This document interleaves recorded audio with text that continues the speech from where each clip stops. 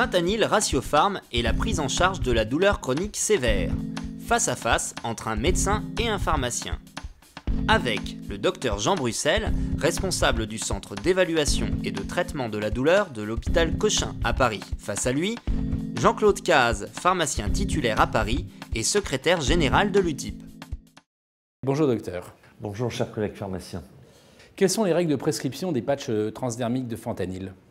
Bien, tout d'abord, les patchs transdermiques de fentanyl doivent être prescrits sur une ordonnance sécurisée où le médecin traitant mentionne son identifiant personnel, à savoir son numéro RPPS ou à défaut son numéro ADELI.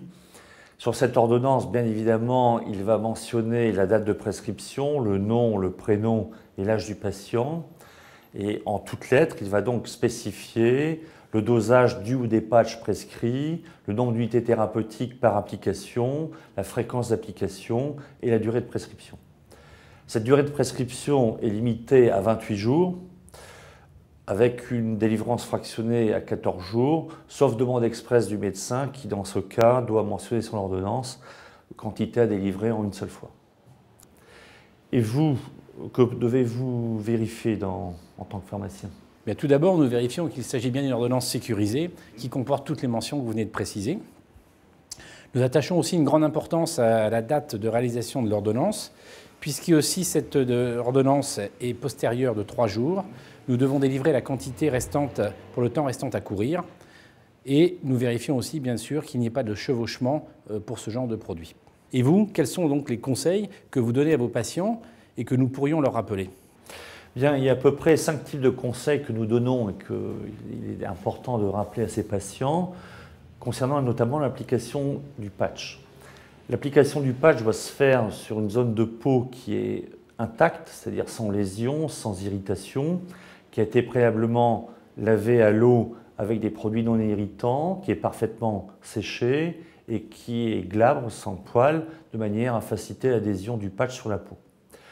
Deuxième conseil, c'est que l'application du patch doit se faire avec la paume de la main, où le patient doit appuyer environ pendant une trentaine de secondes sur le patch, sur l'ensemble de la surface du patch, et notamment sur les bords, pour que l'application soit la plus parfaite possible.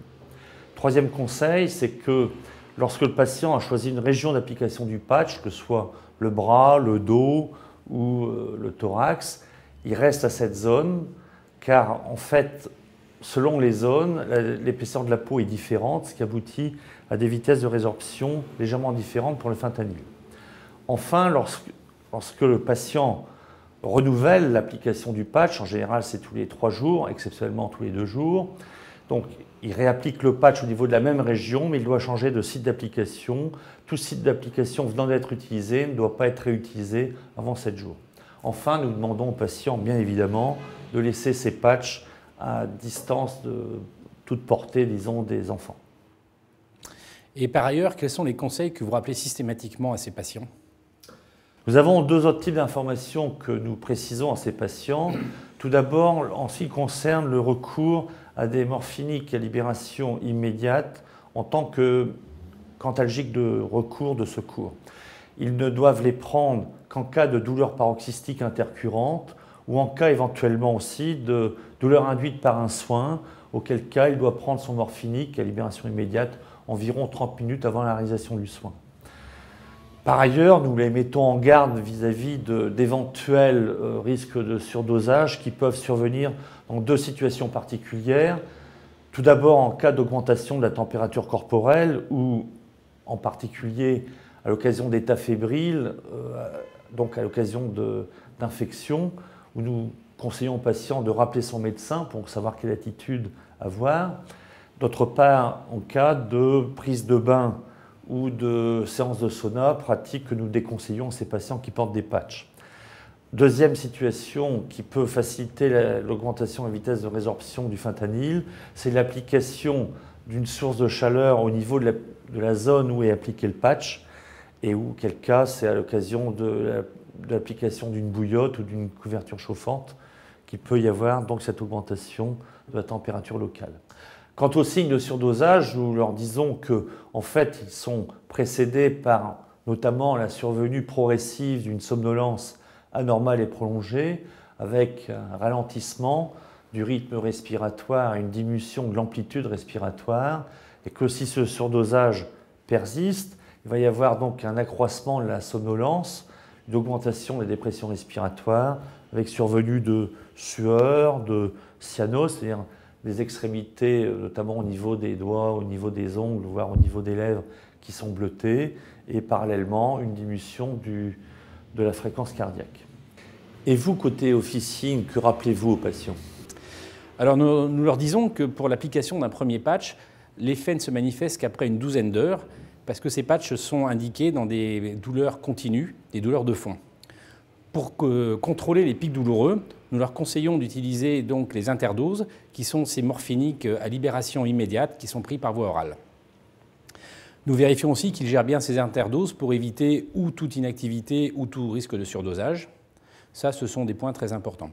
Concernant les patchs utilisés, nous leur proposons de les rapporter à l'officine pour que nous puissions les faire détruire par incinération tel qu'il est prévu de façon traditionnelle. Donc ça, c'est pour les points importants. Nous insistons aussi sur un point, un des effets indésirables importants des morphiniques, qui est le risque de constipation.